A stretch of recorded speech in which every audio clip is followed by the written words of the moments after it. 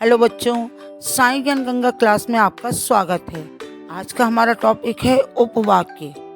बच्चों, अभी तक जिसने मेरे चैनल को सब्सक्राइब नहीं किया है तो जल्दी से सब्सक्राइब कर दें।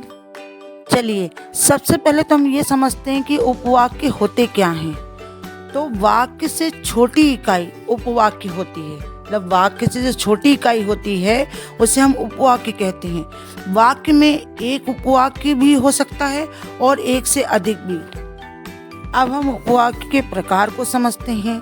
तो उपवाक्य को दो भागों में बांटा जाता है। सबसे पहला है प्रधान या जिसे मुख्य उपवाक्य कहते हैं हम। दूसरा है आश्रित उपवाक्य। ठीक है, चलिए अब प्रधान उपवाक्य किसे कहते हैं हम पहले इसको समझते हैं। तो प्रधान उपवाक्य किसी दूसरे उपवाक्य पर निर्भर नहीं होता है, वह स्वतंत्र उपवाक्य होता है। प्रधान उपवाक्य में क्रिया मुख्य होती है। मतलब जो प्रधान उपवाक्य होता है वह अपने आप में पूर्ण स्वतंत्र होता है, उसे किसी दूसरे उपवाक्य की आवश्यकता नहीं होती है। और जो प्रधान उपवाक्य की जो क्रिया होती है वही क्रिया मेन होती है। ठीक है, चलिए अब हम प्रधान उपवाक्य को उदाहरण के द्वारा समझते हैं। जैसे यहाँ दिया है, मोहन को गाड़ी नहीं मिली क्योंकि वह समय पर स्टेशन नहीं पहुंचा। तो इसमें मोहन को गाड़ी नहीं मिली, ये सेंटेंस प्रधान उपवाक्य है क्योंकि इसकी क्रिया ही मुख्य है और ये वाक्य किसी और पर आश्रित नहीं है। चलिए अब हम आश्रित उपवाक्य को समझते हैं। तो आश्रित उपवाक्य दूसरे उपवाक्य पर आश्रित होता है। देखिए, नाम से समझ में आ रहा है कि आश्रित उपवाक्य मतलब ये किसी न किसी सेंटेंस पर डिपेंड होता है, आश्रित होता है। ठीक है, आश्रित उपवाक्य क्योंकि, कि, यदि, जो आदि से आरंभ होता है। ठीक है, अब हम इसको एक उदाहरण से समझते हैं। जैसे दिया है, मोहन को गाड़ी नहीं मिली क्योंकि वह समय पर नहीं गया। हम इसलिए उसमें समझ चुके हैं कि मोहन को गाड़ी नहीं मिली, ये प्रधान उपवाक्य है। ठीक है ना, अपने आप में पूर्ण है, स्वतंत्र है, किसी पर आश्रित नहीं है। और वो जो दिया ना सेंटेंस, वह समय पर नहीं गया, ये आश्रित उपवाक्य है। और हमने ऊपर क्या पढ़ा है कि आश्रित उपवाक्य क्योंकि, कि, यदि से प्रारंभ होते हैं। तो ये सेंटेंस क्योंकि से स्टार्ट हो रहा है, इसलिए ये आश्रित उपवाक्य है। ठीक है, अब आश्रित उपवाक्य को भी तीन भागों में बांटा जाता है।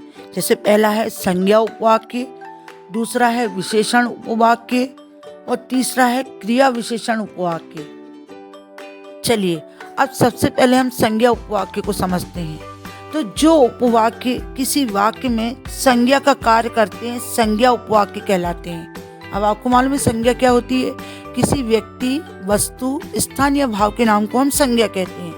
तो किसी वाक्य में जो संज्ञा का कार्य करते हैं वो संज्ञा उपवाक्य कहलाते हैं। ठीक है, इस उपवाक्य से पहले की का प्रयोग होता है। सबसे बड़ी पहचान है आपकी कि जहाँ की से स्टार्ट हो रहा है तो आप बिल्कुल लिख दीजिए उसमें कि संज्ञा आश्रित उपवाक्य है। तो की का प्रयोग होता है, लेकिन कभी कभी की का लोप होता है। तो उस जगह हमको क्या होता है, समझना पड़ता है कि मतलब उसमें की दिया नहीं रहेगा, लेकिन हमें उस सेंटेंस को समझना पड़ेगा। ठीक है, चलिए अब इसके उदाहरण को समझते हैं। सबसे पहला है, गांधी जी ने समझाया कि शांति से रहो, की का प्रयोग हुआ यहाँ पे। दूसरा है, हमें विश्वास है कि आप अवश्य आएंगे, यहाँ भी की का प्रयोग हुआ है। थर्ड वाला सेंटेंस देखो, मैं जानता था द्रविड़ शतक बनाएगा। देखिए यहाँ की का प्रयोग नहीं हुआ है, लेकिन जब हम इसको बोलते तो कैसे बोलते, मैं जानता था कि द्रविड़ शतक बनाएगा। तो यहाँ की नहीं दिया है, लेकिन हमको इसको समझना पड़ेगा। ठीक है, तो ये हो गए आपके संज्ञा उपवाक्य। दूसरा है विशेषण उपवाक्य। तो विशेषण उपवाक्य मुख्य उपवाक्य में प्रयुक्त किसी संज्ञा की विशेषता बताता है। ठीक है, या हम इसको इस तरीके से भी बोल सकते हैं, प्रधान उपवाक्य में प्रयुक्त संज्ञा या सर्वनाम की विशेषता बताने वाले उपवाक्य विशेषण उपवाक्य कहलाते हैं। देखिए हमने ऊपर क्या पढ़ा है कि वाक्य में संज्ञा का कार्य करते हैं। अब यहाँ क्या बताया कि प्रधान उपवाक्य में प्रयुक्त संज्ञा या सर्वनाम की जो विशेषता बताते हैं वे क्या कहलाते हैं, विशेषण उपवाक्य कहलाते हैं। ठीक है, विशेषण उपवाक्य कभी आरंभ में आते हैं तो कभी अंत में। ये वाक्य जो, जिसने, जिसे, जिसको, जिन्हें आदि से प्रारंभ होते हैं। ठीक है, चलिए हम इसको उदाहरण के द्वारा समझते हैं। तो पहला उदाहरण है, यह तो वही पुस्तक है जो मैंने तुम्हें दी थी। देखिए क्या बताया विशेषण उपवाक्य में कि प्रधान उपवाक्य के संज्ञा सर्वनाम की विशेषता बताते हैं। तो ये प्रधान उपवाक्य है, ये तो वही पुस्तक है, तो पुस्तक यहाँ संज्ञा है और संज्ञा की विशेषता क्या बता रहे हैं, मैंने तुम्हें दी थी। ठीक है। सेकंड है, जो पैसे मुझे मिले थे वह खर्च हो गए। ठीक है। अभी ऊपर अपन ने क्या पढ़ा है कि विशेषण उपवाक्य कभी आरंभ में आते हैं तो कभी अंत में। तो फर्स्ट वाले सेंटेंस में बाद में आए हैं और सेकंड वाले में पहले आया है विशेषण उपवाक्य। ठीक है। अब थर्ड वाला है, मेरे पास एक गुड़िया है जो नाचती है। ठीक है। तो इसमें भी बाद में आया विशेषण उपवाक्य।